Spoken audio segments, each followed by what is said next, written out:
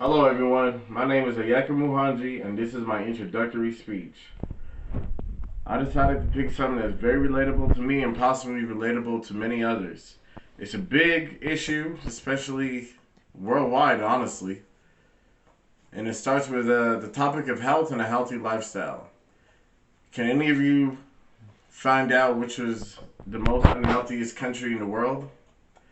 If you took a guess and your guess was the United States of America, then guess what? You are correct. I did some research and went over some statistics, and you won't believe some of the numbers, which are actually astounding and crazy. As being the leading number one country for being unhealthy, which is not a good statistic to be in, honestly, we are the most country that has the most death rates related to health issues. Number two, we have the most obesity in the world related to health issues. Number three, we have the worst heart diseases and upper respiratory. Then possibly it could start with you. It could start with me, which it did start with me as an individual. At one point in time, my health used to be horrible. I mean, beyond out of control. It used to be around 350 pounds. This was in my early 20s. When I became a father and I became overweight, I started drinking a lot of alcohol, eating a lot of fried foods, junk food, not taking care of my health. Not doctors, and the doctor told me that I was diagnosed with diabetes.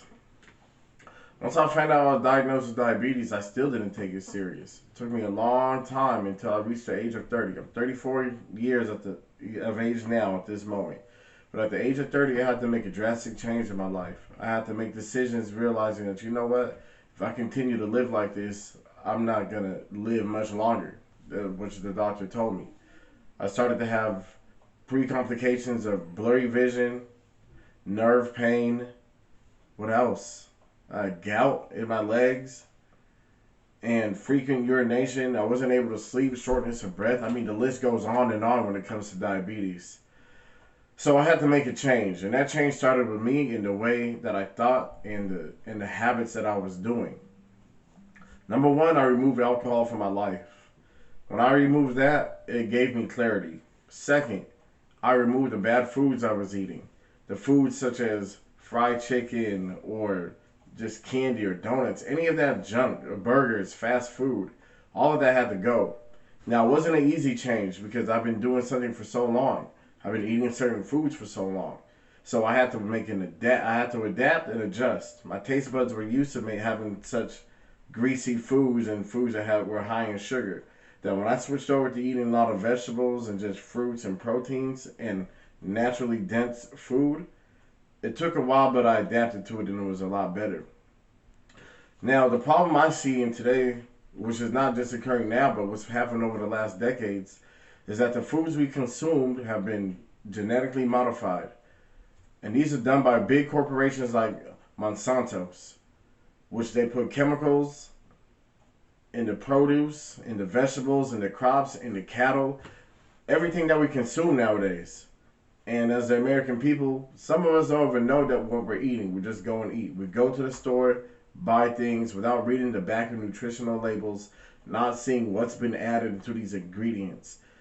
Now, I see that this is a cycle that became more not just about us being unhealthy, but became more about a money thing, a money business. That once we get sick, where we have to go to is the doctors, and the doctors provide us with medicine. Now, these medicines that they provide us with typically don't remove whatever disease we have going on, but it just puts a band-aid over it. So it just masks the symptoms. So when I had to get rid of my diabetes, I had to make crucial decisions. I did my own self-research. I made decisions that, you know what, I don't want to be on medications no more because yes, you're controlling my blood sugar levels, but I wanted to remove all these medications from my life.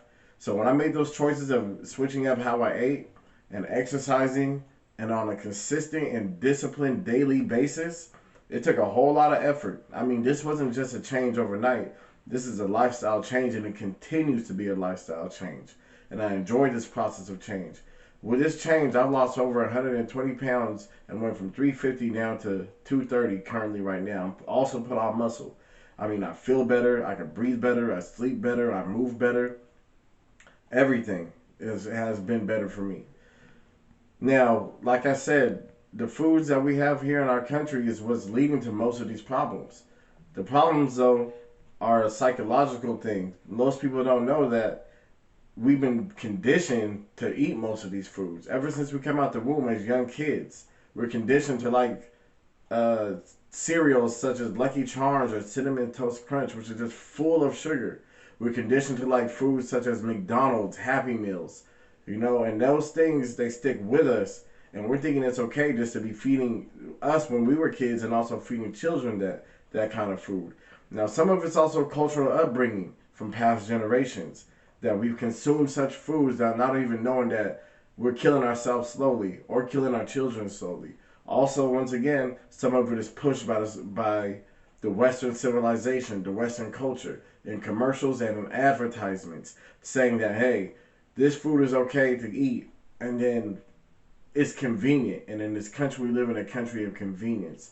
So we go after things that are more instant, but not realizing, you know what, this is all damage to ourselves. Later on in our lives, this is how we end up with predisposed diseases such as diabetes, cancers, Alzheimer's as we get older, and we become more fatigued. Back in the days, or a long time ago, ancient times, they didn't need all these medicines for them to be healed. They didn't go to the doctors. They may have went to a few, but there wasn't a huge problem like we have now today.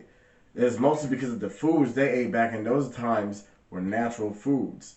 They went to natural resources. They weren't using microwaves. They weren't adding hormones to the food for them to grow bigger and be more convenient. And that's a problem that we have today.